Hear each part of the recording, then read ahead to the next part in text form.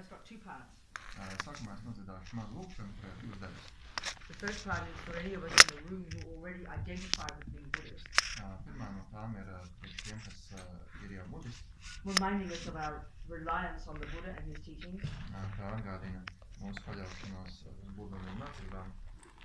And the second two lines are expressing an altruistic kind of reason for our being together, listening to these teachings. Un otrā daļa runā par altruistisko mērķi, kāpēc mēs esam kopā un mācāmies. Thinking we're going to see if there's some tools we can use first to help us develop our own amazing potential.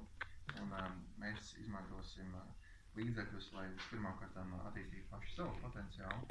So that we can be of benefit to others. Lai mēs varam palīdzēt citiem. Sangye charam soke chognam la janchu badu dagni japsuchi dagi chönyen gipe sonam ki drola penche sangye dropasho sangye charam soke chognam la janchu badu dagni japsuchi dagi chönyen gipe sonam ki drola penche sangye dropasho sangye charam soke chognam la janchu badu dagni japsuchi dagi chönyen gipe sonam ki drola penche sangye dropasho.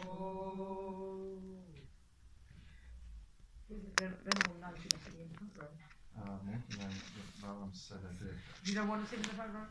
We'll sit over to the side here. We need to pay respect to the sun. Come on. Bring your cushion over. Can you somebody please help her?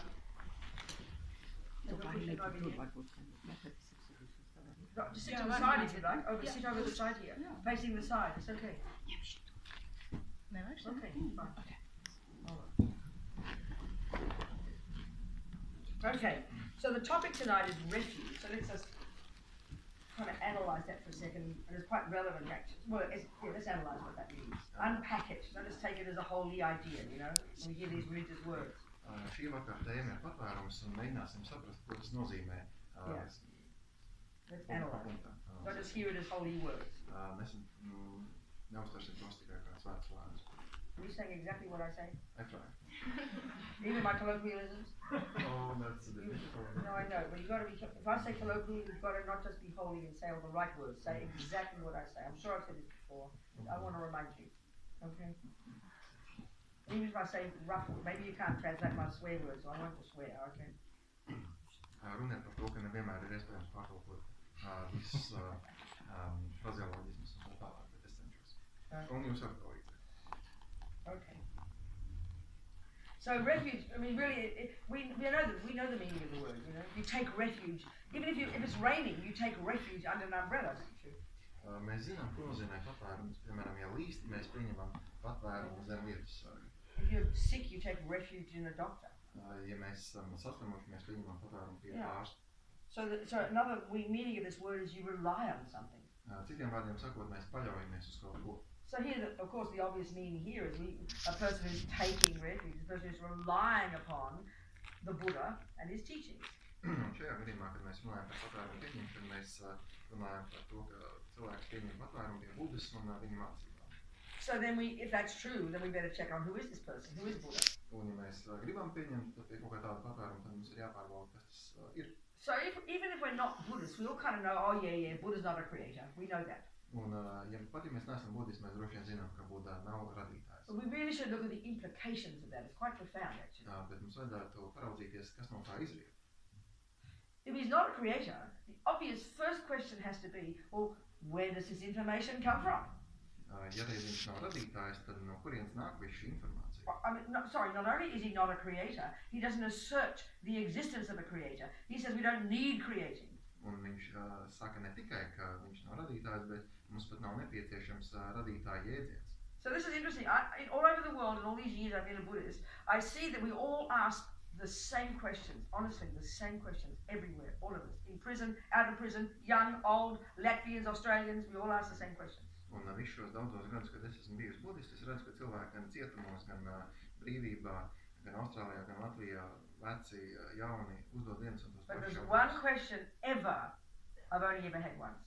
Bet ir bijis tikai viens jautājums, ko es dzirdējusi vienreiz. And there was a scientist in New Zealand. Un tas bija no zinātnieka Jaunzēlandē. And he said, who revealed the teachings to the Buddha? Un viņš uzdeva jautājumu, kas atklāja mācības Budam? Which is a completely perfect question when you hear the word religion.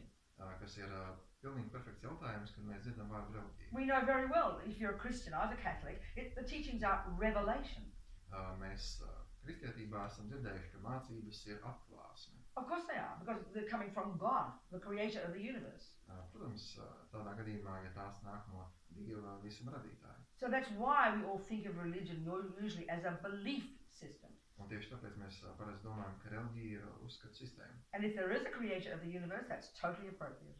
Un ja ir visuma radītājs, tad tas ir pilnīgi pieņemts. I mean, the rudest thing you can do is then start checking up if God is accurate. I mean, you'd be thrown out. It's the biggest sin of all. That would be beyond terrible. Un tādā reliģijā lielākais grēks ir uzdot jautājumu, vai tāds Dievs vispār var pastāvēt. So of course it's revelation from on high. Of course it is. Un, protams, ka viss nāk no kaut kur augšienes. And of course I need to believe in it. Un, protams, man tam ir jātic. That makes complete sense.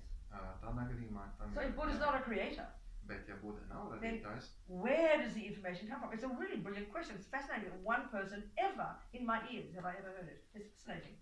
Tad patiešām ir jautājums labs, no kurienes Buda dabūja šo informāciju, ja viņš nav radītājs.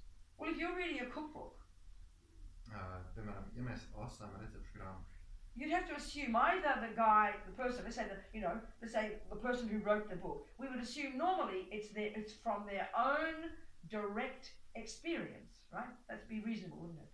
Mēs varam pieņemt, ka receptes nāk no šo recepšu autora. Or it's their mother's recipes. Vai arī no šī cilvēka mātes. And they're paying respect and honouring their mother's recipes. Un cilvēks godā savus mātes receptes. Or they stole them. Vai arī viņš ir nozadzis šīs receptes. Or they made them up and they're all completely crazy, they don't work at all.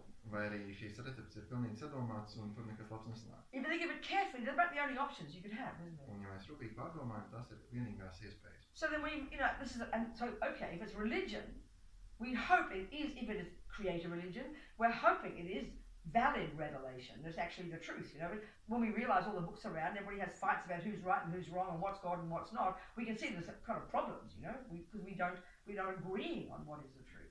Un ja reliģija ir ticības sistēma, tad mēs ceram, ka tas, kas tur tiek atklāts, ir patiesas, bet mēs redzam, ka cilvēks strīdās par to, kas ir patiesība un kas nav. So then like with the cookbook, it's the same with the Buddha. Un līdzīgi kā recepšu grāmata, tāpat ir arī ar Budu. So when I told this guy, well, no one revealed the teachings to the Buddha, I said, Buddha's like Einstein. If you read Einstein, you would know this information, like the cook, it's coming from his own experience. Un tad es atbildēju šim cilvēkam, ka Budas gadījumā ir gluži tāpat kā ar Einsteinu, tas nāk no viņa pieredzes, tāpat kā no recepšu He was shocked by that. Un tas viņu šokēja. Because the assumption about religion is, it is from on high. Jo parastais pieņēmums par reliģiju ir, ka tas nāk kaut kur no augšienes. But not from the Buddha. Bet ne Budas. Buddha was this regular guy who lived, as we all know, 2,500 years ago. Buda bija vienkārši parasts cilvēks, kas dzīvoja pirms 2500 gadu. You know, it was just recently, I quote this a lot now, you know, it was just recently I saw His Holiness say that it was these Indians more than 3,000 years ago who were the ones who began this incredible investigation into the nature of self. Un pavisam nesen Dalai Lama pieminēja, ka patiesībā šī tradīcija nāk no indiešiem, kas 3000 gadus atpakaļ atklāja šo sevis izmeklēšanas You know, metodu. we modern Christian Judaic, people think it's Mr. Freud 100 years ago, 3,000 years ago. Mēs kristietības tradīcijā vai reiļu tradīcijā esam pieraduši, ka tas ir kaut kas nesen. Patiesībā Indijas tradīcija ir 3000 gadus. I mean, we in our culture know nothing about the Indians, do we? We love the Greeks and the Romans. Mēs rietumos zinām ļoti maz par indiešiem, mēs daudz slavenam grieķus un romiešus. So these Indians were unbelievable. Bet indiešu They were an incredible culture at that time.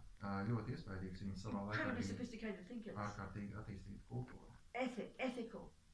augsta attīstīta And they're great domāšana, thinkers and philosophers. likumība, filosofija. And they were the ones who came up with, who invented this extraordinary psychological skill that we, broadly speaking, know these days as mindfulness meditation. Un viņi bija tie, kas atklāja un izveidoja šo visnotaļ svarīgo psiholoģisko metodi, ko mēs pazīstam kā apzinātības meditāciju mūsdienās. It's on the basis of this technique these Indians created. Tas ir pamats, uz kuras indieši tālāk And if you understand it properly, we mostly don't. Un ja mēs to pareizi saprotam, bet This mēs unbelievably rigorous, disciplined, sophisticated skill that enables a person to go to the subtler levels of their own actual consciousness, their own actual cognitive process. We're not discussing the brain here. Meditācija ir ārkārtīgi smalka un dziļa praksa, kas ļauj nokļūt līdz ļoti smalkiem apziņas slāņiem, kas ir ārpus pēc smadzenēm. Cognitive process. You said those words. Okay. The consciousness.